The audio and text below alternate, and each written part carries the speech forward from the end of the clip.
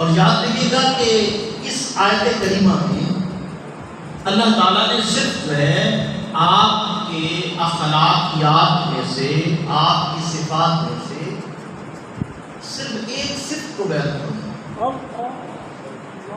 وہ کیا؟ خلق۔ باقی جو آپ کی صفات ہیں، آپ کی خوبیاں ہیں، وہ ایک طرف ہے، اور آپ کے اخلاق کریمانہ کو فرمایا کہ بے شک محبوب آپ کا جو خلق ہے وہ عظیم ہے۔ اور یہ بات یاد رکھ لیں کہ عظیم کس نے کہا ہے؟ اللہ نے کہا۔ اور اللہ کی ذات کیا ہے؟ لا محدود، اس کی کوئی حد نہیں ہے، اس کا کوئی کنارہ نہیں۔ تو جب اس نے عظیم کہا تو چونکہ کلام کس کا ہے؟ اللہ کا ہے، تو اللہ کی ذات بھی لامحدود ہے، تو اللہ کی صفات بھی لامحدود ہے۔ چونکہ قرآن اللہ کا کلام ہے تو اللہ نے فرمایا کہ آپ کا خلق عظیم ہے، تو جس نے عظیم کہہ دیا ہے اس کا مطلب یہ ہے کہ اس سے بڑا اب کوئی عظیم نہیں۔ اس لیے کہ جتنی بڑی ذات ہے اس کا کلام بھی اتنا ہی ہے۔ وہ ایک روایات میں آتا ہے کہ بادشاہوں کا کلام بھی بادشاہ ہوتا ہے، کیونکہ بادشاہ بڑا ہے تو اس کا حکم، اس کا آرڈر، اس کا کلام بھی بڑا ہے۔ تو جو بادشاہوں کا بادشاہ ہے جب وہ اپنے محبوب کو کہے کہ عظیم ہے تو اس سے بڑھ کر کوئی عظیم نہیں۔ میں یہاں ایک آپ کو عقائد کے حوالے سے یہ بات سمجھا دوں کہ یہاں لوگ جو بات کرنا شروع کر دیتے ہیں آپ صلی اللہ علیہ وسلم کے ذات میں، صفات میں، علم کے بارے میں، کچھ آپ کے نورانیت اور بشریت کے حوالے سے اور آپ کے علم غیب کے حوالے سے، تو سمجھنے کی بات چھوٹی سی یہ ہے کہ جس کی زبان سے الفاظ نکلے ان الفاظ کو، ان آلات کو وہ عظیم کہے، تو تم کس کھاتے میں ہو اس عظیم کا ترازو لے کر جو ہے محمد کر دو؟ تم کتابیں لکھنا شروع کر دو، کتنی کتابیں لکھ لو گے؟ تمہارا علم بھی قلیل ہے، تمہاری ذات بھی قلیل ہے، تمہاری صفات بھی قلیل ہے، اور قلیل اٹھے اس کا موازنہ کرے اس قرآن میں عظیم کا، تو بات تو یہی ختم ہو جاتی ہے۔ سنیے اس کی میں ایک مثال دیتا ہوں۔ پچھلے مرتبہ میں نے حضرت شیخ عطار کی بات بتائی تھی آپ کو۔ علامہ غلام میر علی رحمۃ اللہ علیہ نا ایک جگہ خطاب فرمانے کے لیے گئے، تو ایک عالم دین نے ان میں کتاب لکھی بند نامہ، تو ان کا جو شعر ہے نا پہلا شیخ عطار نے فارسی میں لکھا، تو شیخ عطار لکھتے ہیں اللہ کی حمد کے بارے میں کہ حمد بے حق مر خدائے پاک را، فرماتے ہیں کہ حمد اس خدا کی کہ جس کی حمدوں کی، جس کی صفات کی، جس کی ثنا کی کوئی حد نہیں۔ گل طرح غور نہ سمجھ نہیں، حمد اس خدا کی جس کی ثنا کی کوئی حمد بے حد، بے حد کہتے ہیں جس کی کوئی حد۔ اچھا جب اس مولانا صاحب نے شعر پڑھا تو مولانا غلام میر صاحب کرسی پہ بیٹھے تھے، صدارت فرما رہے تھے، اس کے بعد آپ کا خطاب تھا۔ علامہ صاحب نے کہا کہ حمد بے حد کا خدا ہے، تو علامہ صاحب نے فرمایا اس کا ترجمہ کر، تو انہوں نے ترجمہ کیا کہ حمد اس خدا کی جس کی کوئی حد نہیں، جو پاک ہے، ہر عیب سے پاک ہے۔ تو آپ نے فرمایا کہ حمد بے حد، کہ ہم اس کی جس کی کوئی حد نہیں، تو بتا تیری حد ہے کہ نہیں؟ علامہ صاحب نے فرمایا تیری حد ہے کہ نہیں؟ اس نے کہا میری حد ہے۔ فرمایا جس کی حد ہو وہ بے حد کی حد میں کیسے لے آتے؟ اب یہ صوفیانہ سوال ہے۔ فرمایا تو حد میں کھڑا ہے، تیرا قد زیادہ سے زیادہ 6 فٹ ہے، تیری پرواز ہاتھ کی طاقت اتنی ہے جتنی تیری طاقت ہے، تو ایک ٹانگ اٹھائے زمین پہ گر جائے گا، اور تو نے کہا حمد بے حد کا خدا پاک کا بیان کا اس کی حقیقت کیا ہے؟ مولانا صاحب نے مائک اٹھایا، علامہ صاحب کے آگے کر دیا، فرمایا کہ میں نے تو شعر پڑھا، اب اس کی حقیقت کیا ہے کہ میں نے اور آپ نے پھر پوچھا کہ تو انشاء کر رہا ہے یا خبر دے رہا ہے؟ بھی تو اپنی طرف سے کہہ رہا ہم تمہیں اور خدا پاک رہا یا تو کسی کی خبر دے رہا ہے؟ وہ بیچارہ اس کا اوپر والا صاحب اوپر نیچے نہیں سکتا۔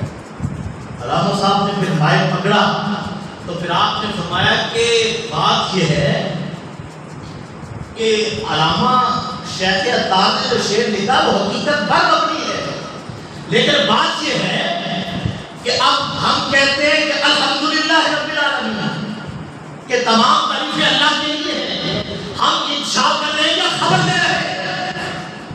ہم تو انشاء نہیں کر سکتے، الحمدللہ رب العالمین جملہ خبریہ ہے، ہم تو خبر دے رہے ہیں کہ ہم نے اس خدا کی جو سارے جہانوں کا رب ہے، جو پالنے والا ہے، اس کی ساری تعریفیں ہیں۔ تو فرمایا کہ پھر جس کی ساری تعریفیں ہیں، کائنات میں تو ایک تو ہونا چاہیے جس نے اس کی ساری تعریفوں کا احاطہ کیا ہے، پھر تو خبر دے سکتا ہے کہ الحمدللہ رب العالمین، پھر ہی ہم خبر دے سکتے ہیں۔ تو آپ نے پھر نکتہ کھولا، آپ نے فرمایا کہ وہ الحمدللہ رب العالمین ہے، ادھر رحمت للعالمین ہے، وہ خبریں دے رہا ہے محمد عربی کہ ہمیں اس خدا کی جس کی کوئی حد نہیں ہے، اس لیے کہ اس نے محبوب ایسا بتایا کہ جس نے اس کی ساری تعریفیں بیان کی۔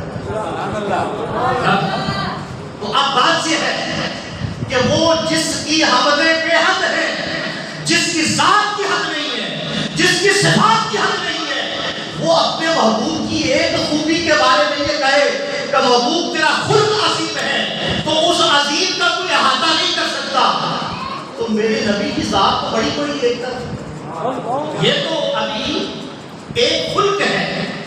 اب وہ بندہ کتنا کملا ہے، وہ بندہ کتنا نادان ہے جو قلم اٹھا کر کبھی میرے نبی کے علم پہ بات کرے، کبھی میرے نبی کی ذات پہ بات کرے، کبھی میری نبی کی ذات کو کھنگالے اور کہے کہ مصطفیٰ کی حد کہاں ہے؟ تم تو خلق کو اس نے عظیم کہا، پہلے اس کو ڈھونڈ لو، ذات تو بڑی دور والی بات ہے۔ سمجھ رہی بات؟ آگے سنیں۔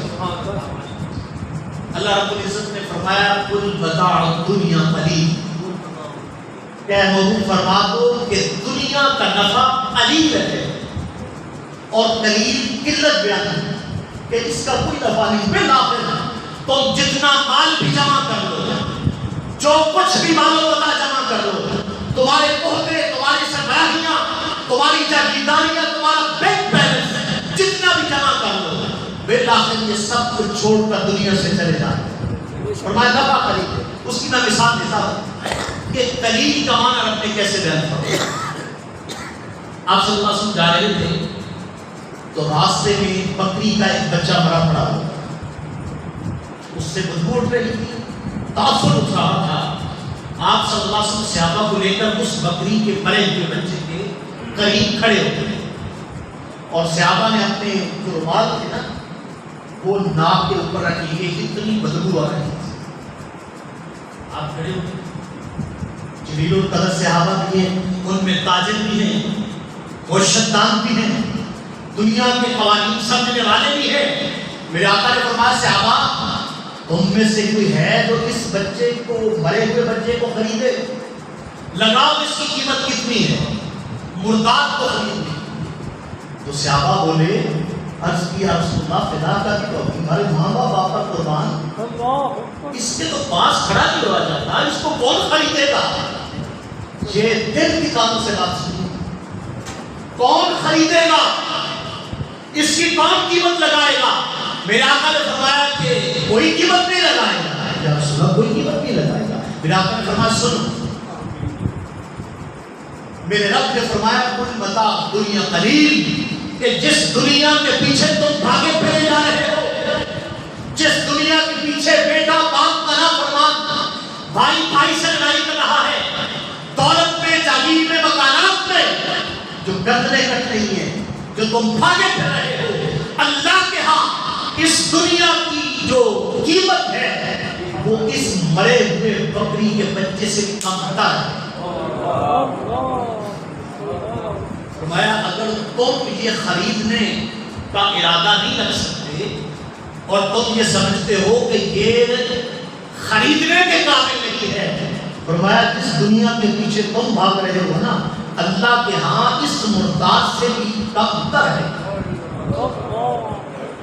صحابہ کے لوگ نے میرا نے فرمایا قریب لفظ بولا. اب اندازہ لگا لیں قریب کسے کہتے ہیں؟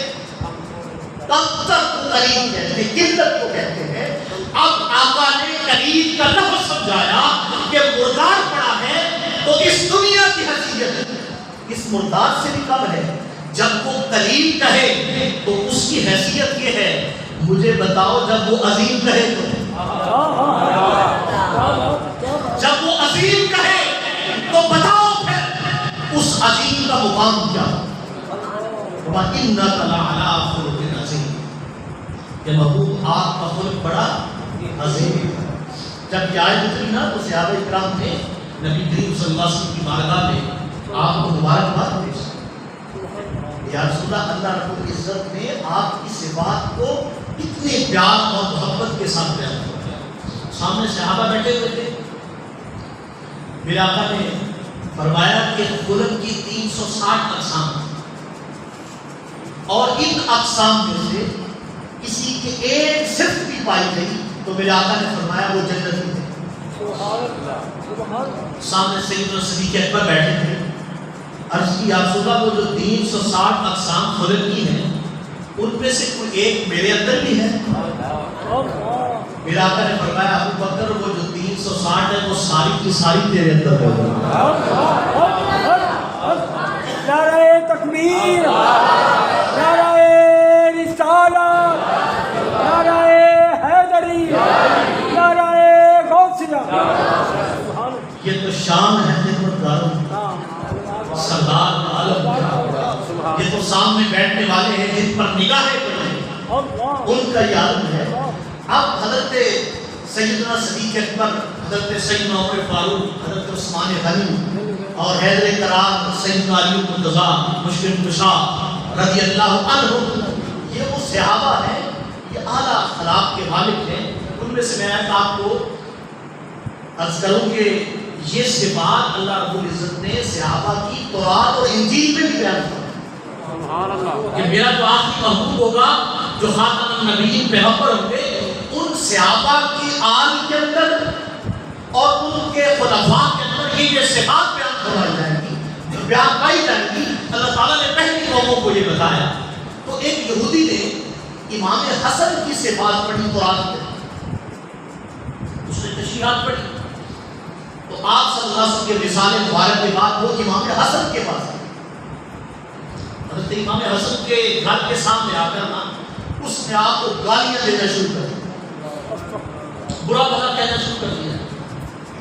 جو اس کے منہ میں آیا اس نے کہا. تو آپ کے خدام دیکھ رہے ہیں, آپ باہر نکلے, آپ سماعت فرما رہے, خاموشی کے ساتھ سنتے رہے. آپ نے اس یہودی سے کہا خیر, آپ گھر گئے, آپ نے کچھ کھانے کے لیے کچھ دینار لا کر اس کو آپ نے فرمایا شاید مجھے بھوک لگی ہے, شاید مجھے کسی نے کوئی تکلیف پہنچائی ہے, تیرے گھر میں کوئی راشن نہیں ہے تو میرے پاس تو کچھ گھر میں تھا, یہ جو کچھ تو نے مجھے کہا میں اس کے بدلے تجھے یہ دیتا ہوں, جا کر اپنے گھر میں اپنے بچوں کے کفالت کے لیے لے جا. اس نے پھر برا بھلا کہنا چاہیے. آپ خاموش کھڑے رہے, اس کی تربیت فرماتے رہے. وہ چند منٹوں کے بعد کہنے لگا کہ حضور میں آپ سے معافی کا طلبگار ہوں. میں نے قرآن میں پڑھا تھا کہ آخری نبی کا جو نواسا امام حسن ہوگا وہ اعلیٰ اخلاق کا مالک ہوگا. تو میں نے تو بطور مشاہدہ یہ سب کچھ کہا ہے.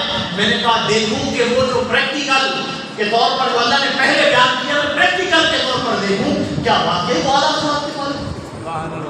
تو فوراً اس نے اسلام قبول کر دیا. ایک بزرگ تھے, انہوں نے امام حسن کے سامنے نا وضو کیا. جب وضو کیا تو وضو تھوڑا سا اچھا نہ کیا, کوئی فرائض میں سے سنتوں میں سے کوئی چیز رہ گئی. تو آپ نے ان سے یہ نہیں کہا کہ بابا جی آپ نے وضو غلط کیا یا آپ کو وضو کرنا نہیں آتا. آپ نے بابا جی سے کہا کہ بابا جی آپ نے وضو کیا, میں نے دیکھا, میں بھی وضو کرتا ہوں, آپ دیکھیے کہ میں بھی صحیح کرتا ہوں. تو امام حسن نے جب وضو کیا تو وضو کرنے کے بعد بابا جی نے کہا کہ مجھ سے یہ غلطی ہوئی تھی، آپ نے صحیح کیا، اور آپ کے وضو کو دیکھ کر مجھے بھی وضو کرنے کا طریقہ آیا۔ تو بات یہ ہے کہ تربیت کا انداز سنیے، اور یاد رکھیے کہ آخری بات درگزر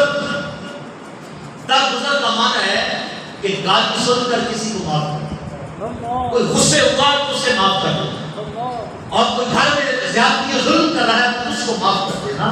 کسی بھی گھر کے سربراہ کے لیے، کسی بھی تنظیم کے لیڈر کے لیے، رحمت کے لیے، کسی برادری کے بڑے کے لیے، اور اپنے محلے میں جو بڑا آدمی ہے اس کے لیے یہ ضروری ہے کہ اپنے چھوٹوں کی باتوں کو نظر انداز کریں، ان کو احسن انداز کے ساتھ لے کر چلے۔ تو یہ بھی آپ کے اخلاق کریمانہ میں سے ایک چھوٹا سا ہمارے لیے سبق ہے اور وصف ہے، اور آپ صلی اللہ علیہ وسلم کی ذات گرامی وہ باکمال ہے۔